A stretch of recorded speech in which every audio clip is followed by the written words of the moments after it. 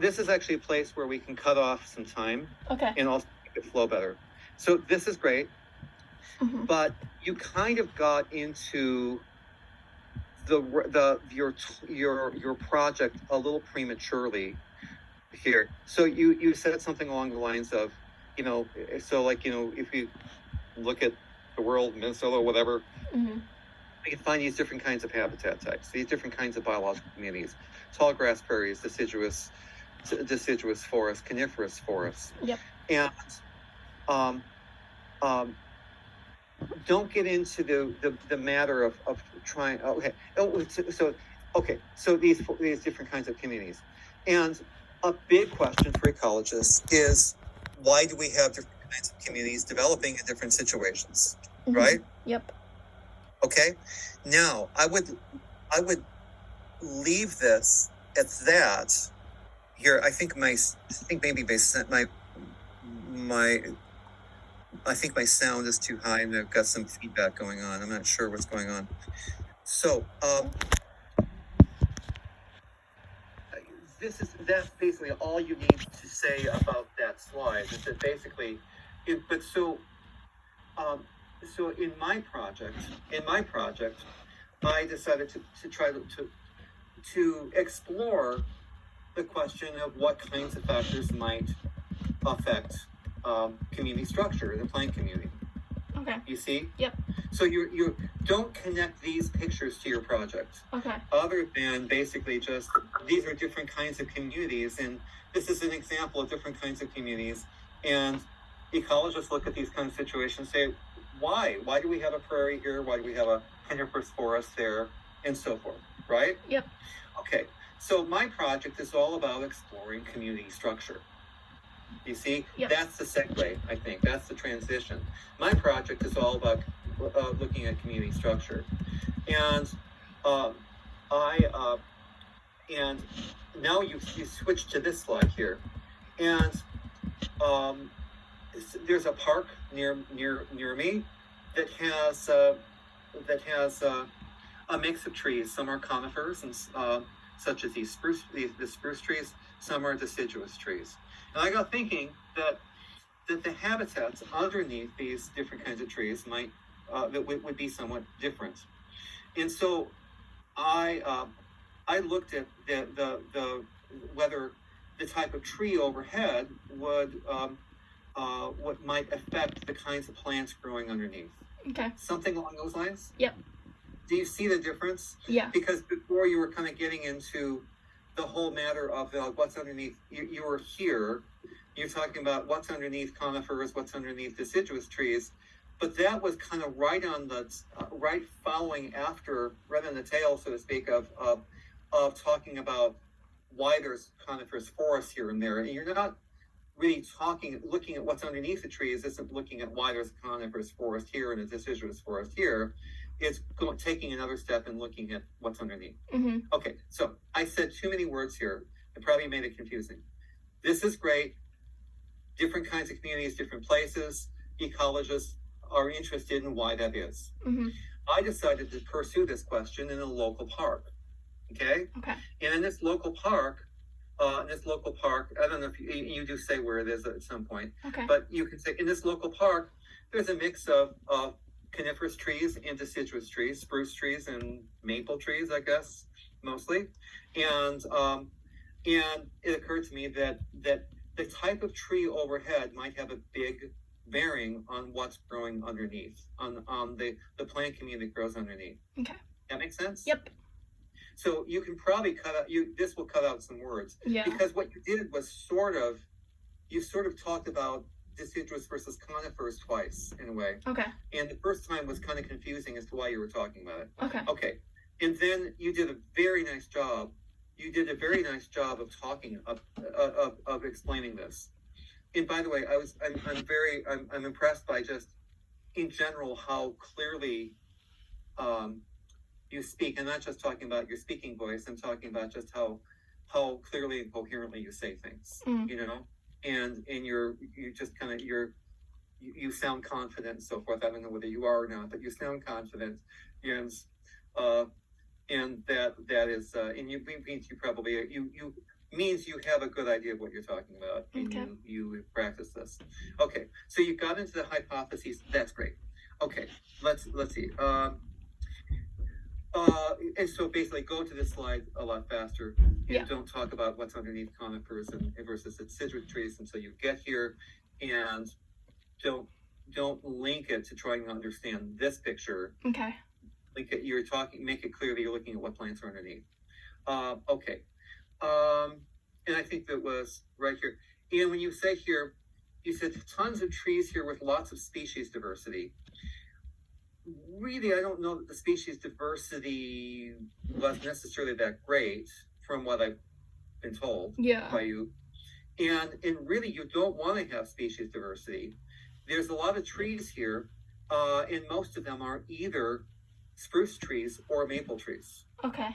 Right? And because that's the important thing, is that you don't want to be looking at a whole lot of different kinds of trees. You want to be looking at the same kind of deciduous trees and the same kind of coniferous trees, right? Right. So there's a lot of trees here, and there's a bunch of spruce trees, and there's a bunch of maple trees, is what I would say. Does that make sense? Yep. And this allowed me to design an experiment with replication, to explore the question of whether the type of tree, influences what's underneath. By the way, don't say that do this talk the way I am, because I'm being very inefficient. I'm repeating myself in all sorts of different ways and so forth. And if you presented this the way I am right now, you'd be 20 minutes for your talk or more. So, okay.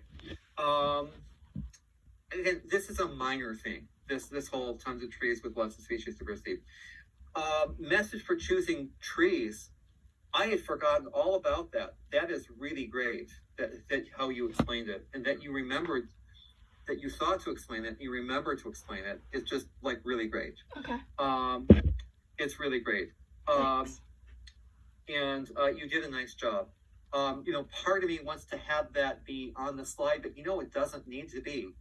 It doesn't need to be, and you explained it so clearly that, okay, if you were writing this up as a paper, you would need to explain how you did that with, assigning numbers to all the trees and everything.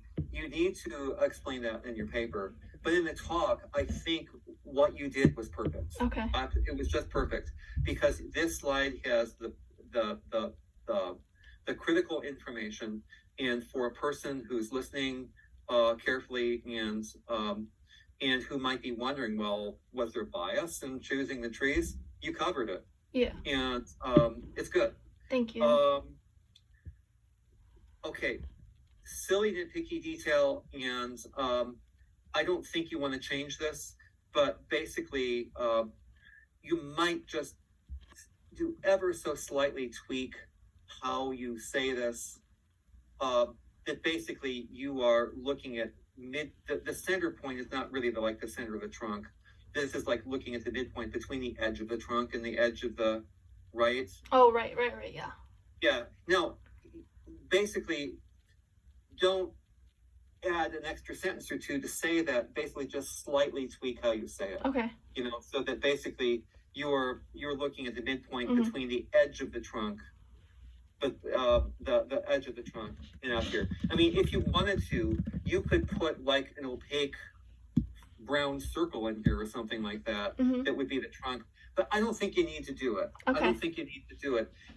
Again, this is something, if it was in a paper, you'd really need to say that more explicitly. I say this because I had a student try to do a project just like this a few years ago. By the way, you've done a much nicer job than he did.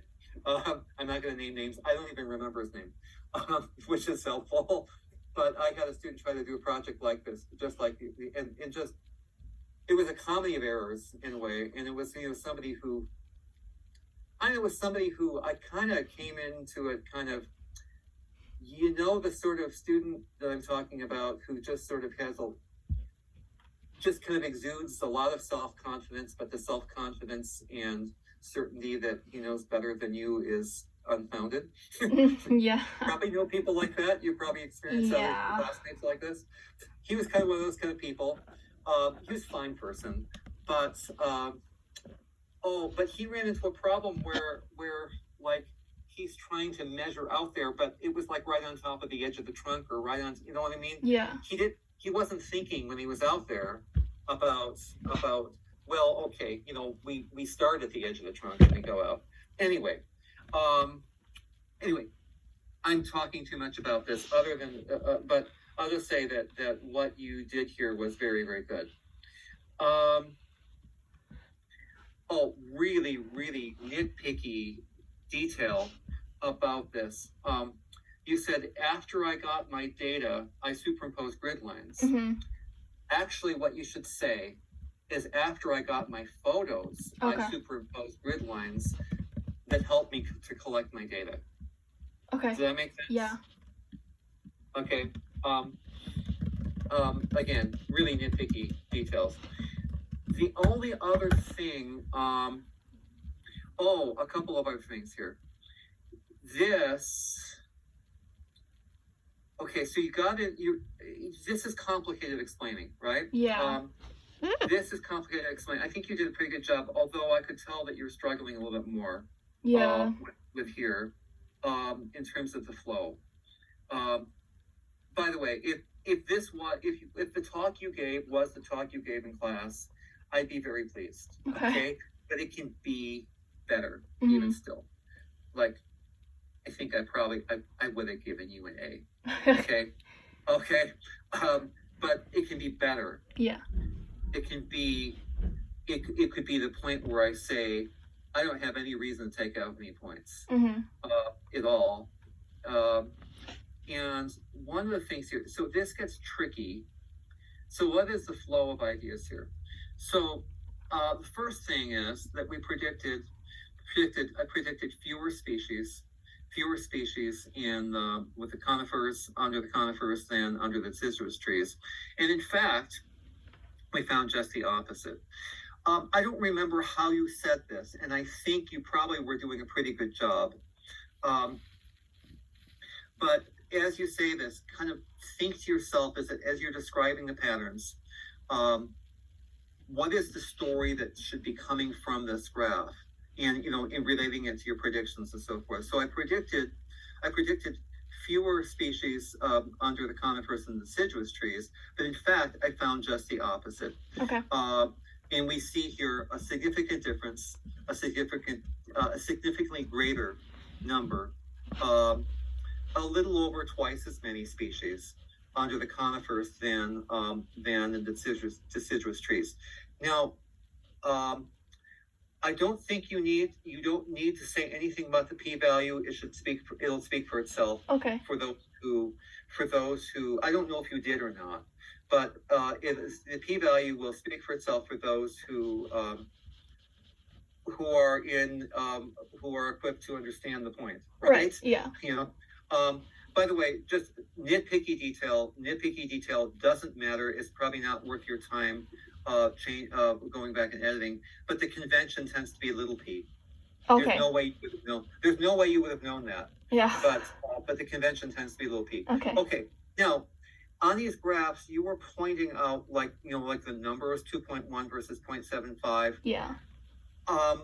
It's fine, but it doesn't necessarily add that much. Okay. One thing you can do is you can be pointing when you actually have this on the screen, kind of pointing to that. Mm-hmm. The other thing you can do is you could say, a little over twice as many. Because the exact numbers don't really matter to your story. Mm-hmm. You have a little bit more twice as many. And you can probably cut some words and probably improve the flow in general. Does that make sense? Yeah, it does.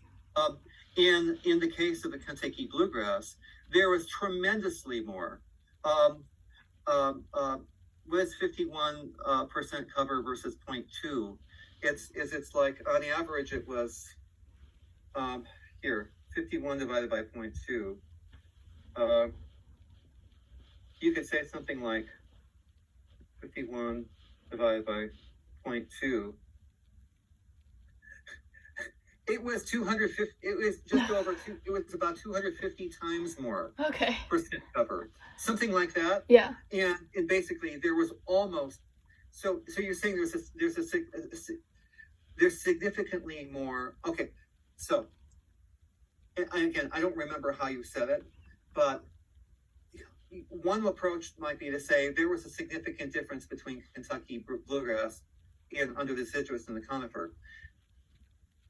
That's fine, but then you still have to say that there was more under the deciduous and the conifer, Mm-hmm. and that there's a lot more. And so what you could do is you can say that all in one fell swoop. You can say there was significantly greater Kentucky bluegrass under the deciduous trees than the conifers by a dramatic amount. Almost 50% cover in the Kentucky bluegrass, in the deciduous, almost none under the conifers, 250 times more, basically, under the deciduous trees. Something like that. But always think to yourself, what is the story? Now, you know what I think I would do is I would save the bare ground till later. Okay. Because the bare ground is part of telling the story of what's all going on. Yeah. Right? So I'm going to just take the liberty of moving this. Okay. And then I don't know where I'm moving it to. Where am I moving it to? I don't know where I'm moving it to. But let's just think about this. Okay. So the more species under the conifers. Mm-hmm. Certain species, there's one species that was crazy abundant under the Kentucky bluegrass. Were there any not under the deciduous trees? Are there any others that were significantly more abundant under the wood sorrel? How about you put these in order according to? So look at this. So the Kentucky bluegrass was much more abundant under the deciduous trees. There was one other species. Was there one or two other species Just one. More abundant? Just one. There's one other species that was also more abundant under the deciduous trees. A lot less of it than the grass, but a lot more abundant. And in fact, there was actually none of it under the conifers. Okay. Yep. Then all the other species were more abundant under the conifers. Dandelions, there were actually there were some dandelions under the conifers, none under the deciduous trees. And people can look at the p-values again. You don't have to. Here, I'll just get rid of that. Okay. You have to say that. I totally understand why you have it there, but it doesn't have to be there. And it just makes it just one more thing for people to process when they look, right? Yep. And okay. White clover showed a similar pattern where it was present, moderately so, under the conifers, none under the deciduous trees. Save the bare ground till later. Let's move it down further. Still. Okay. And so here, I think, am I correct that this, different relative abundance. Okay. Maybe that's what we need to do. Okay. So more species under the conifers. One species was dramatically more abundant under the deciduous trees, the grass. Another species was really only found under the deciduous trees.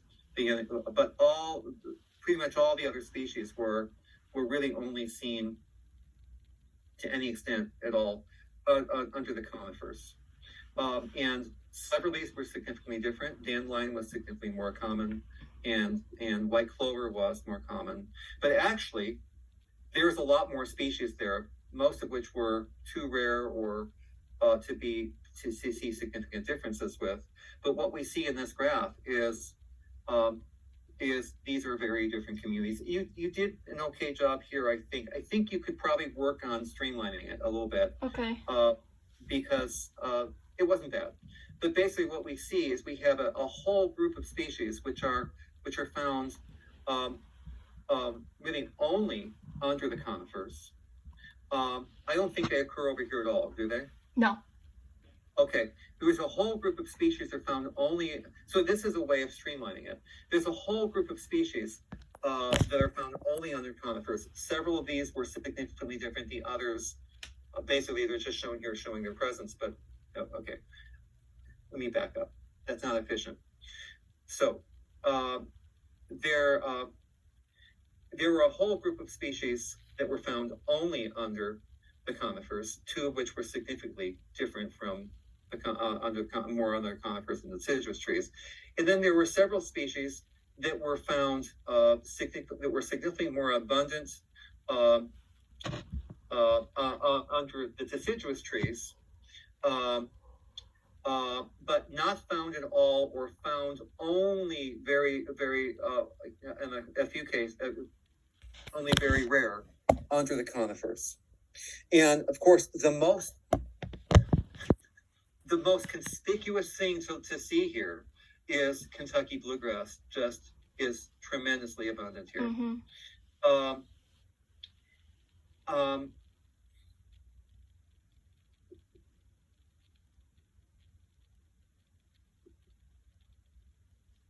Okay, let's hope. And so now you can evaluate your hypotheses. This was lovely how you did this. I think you have everything you need to evaluate the hypotheses, right? Yep. At this point? Yeah. But now the question is what's going on? The question is what's going on. If we look at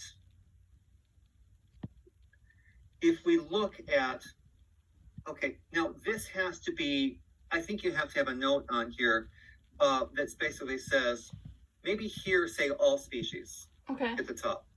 Okay, you just put a box up there, something that says all species. Here is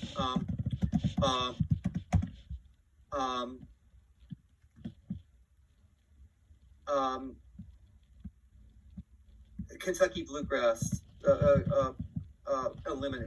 omitted. Okay. From something like that. Yeah. But you need to, what you didn't do, what you didn't do very, very adeptly here is okay, can we make a copy of this graph? I never remember how to do this. Duplicate, edit, duplicate that. Okay, so we're gonna make a copy of that, put down here. Okay, so you're going to get to this point, evaluate your hypotheses. But now what you're going to be doing is you're going to be taking this further. Oh my gosh, my computer is about to run out 5%. I think we'll make it. Okay. Okay. So we have some dramatic patterns here. Mm-hmm. But one thing to note here is that we have all the species here. The Kentucky bluegrass just is so abundant that you can't really see what's going on with the other species so much. If we take out Kentucky bluegrass, we can change the scale. And now you can see a little bit more clearly. We look at everything but Kentucky bluegrass. What you can see more clearly what these species are doing. And one of the things to note here is that if we read up on these species, or if you know these species well, it turns out that all of these species that live here, even though they're growing in darker shade, they all would prefer to be growing in the sun. They all would do their best in sunlight. So the question is, why aren't they there? Well, as we saw in the previous slide here, we saw in the previous slide, we have tremendous amount of percent cover by Kentucky bluegrass, and the consequence of that is that there's less bare ground. This is in the deciduous trees. Has less bare ground in the deciduous trees than under the conifers. Does that make sense? Yep. Do you see how talking about this before is kind of like, well, why are we talking about bare ground? Yeah. Because that was never in the hypotheses. But now it's important to understand this. And actually, I might even, I don't know. You have to see how this really flows. This might be dumb having this come back again, but Oh, no, I don't think okay, I don't know. But it might be. So this is our pattern. Now it makes it a little bit difficult to see what's going on here because that bar is so high. We get rid of that, just look at the ones except for the Kentucky bluegrass. You can see the patterns more clearly. You see there's a whole range of species here that were present under the conifers, and most of them not really at all underneath or much under the deciduous trees. The interest in remember that under the conifers, the shade is much denser and darker and more continuous. And you might, if you did this, but it was I know you were struggling a little bit with how to say it. Mm-hmm. You, if we're just look at the situation and not know anything else, you might conclude that these species all prefer those conditions. But in fact, if we research these species or know them personally, as I do, and for many of these, they all would grow better. They would all grow better, in many cases, much better in full sun. So what's going on here? Well, as you recall, huge amounts of Kentucky bluegrass, and we have huge amounts of Kentucky bluegrass. Something that's going on here is that under the deciduous trees, there's a lot less bare ground, whereas under the conifers, there's a lot more bare ground. And what appears to be happening here, this is like a new hypothesis, really, right? Okay, yeah. This is a new hypothesis. You could say a new hypothesis would be, you could even have a slide that says a new hypothesis. A new hypothesis is that the greater species diversity,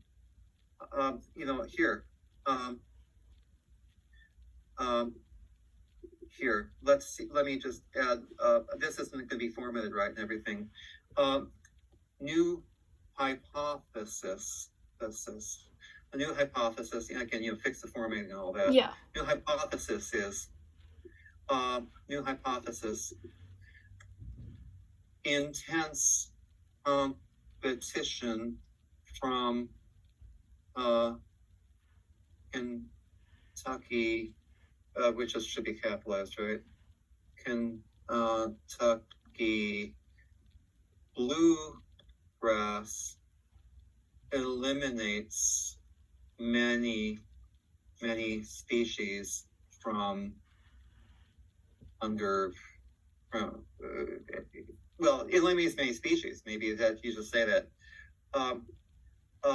or inhibits. Is this better? Inhibits. Inhibits. Okay. This is very similar to what you had, of course, but presented as a new hypothesis, right? Yeah. Okay. And that basically, when Kentucky bluegrass has conditions suitable for itself, it forms such dense ground cover that most of the other plant species can't grow. Mm-hmm. Does that make sense? Yeah. Okay. Again, this all needs to be said in far fewer words than what I've just done. Mm-hmm. Far fewer words. But do you see the flow here, how it works? So you evaluate your hypotheses, your predictions, and all that kind of stuff. Very nice. Oh,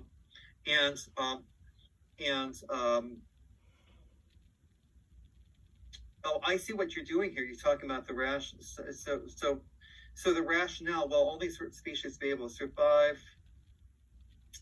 I might save that. Oh, no, don't save that. Don't save that. That is the right place to put that. So,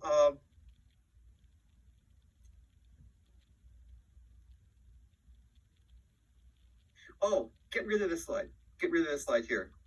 Okay, so the rationale, that goes directly into here. So our hypothesis, the rationale for this was that only certain species will be able to survive in particularly dark shade under coniferous trees. And this kind of suggests that maybe these species here that are growing, to make it easier for you to see, this is a graph, and have it shown up here we've eliminated Kentucky bluegrass, right? Yep. To make it more easier to process. These species right here in under the conifers, you might think, well, they probably are shade plants, but they're not. They're not. They all would do better in full sun. And so this leads us to wondering what's going on. Well, what looks like is probably going on is that with so much Kentucky bluegrass here, it covers the ground so much, and it's that basically there's like no bare ground for any other species. Well, not as much, bare ground. There's actually bare ground, but not as much bare ground for other species to get established.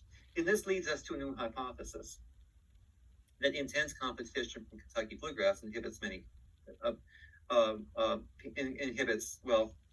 most other species, right? Mm-hmm. Something like that. Yep. And probably here, just get rid of that because I think we kind of have it there. See how that works. You just fill the screen with that. Center it. Don't have it up in the top like that was before. Center it. Fill it. Make the font bigger. Okay. And why did we have that here? Probably bare ground. Oh, this is just redundant. I don't know why we had that there. I don't know why I put it there. That was me originally. Oh, okay. So you can delete those. Oh, I see. And I brought it down again, didn't I? Okay. So let's have that here. But do you see how that flows? Yeah. I think the nice thing about talking to you is I can tell that you're getting it. Yeah. When we have these conversations. Okay. Now, this is great. This is exactly kind of what I suggested doing. But you know what I think? I think this is the wrong example. Okay. I might have talked about this when we talked before about this example. I think the example you want is the example of the barnacles. Okay, so remember? The fundamental niches. Yeah, because for one thing, because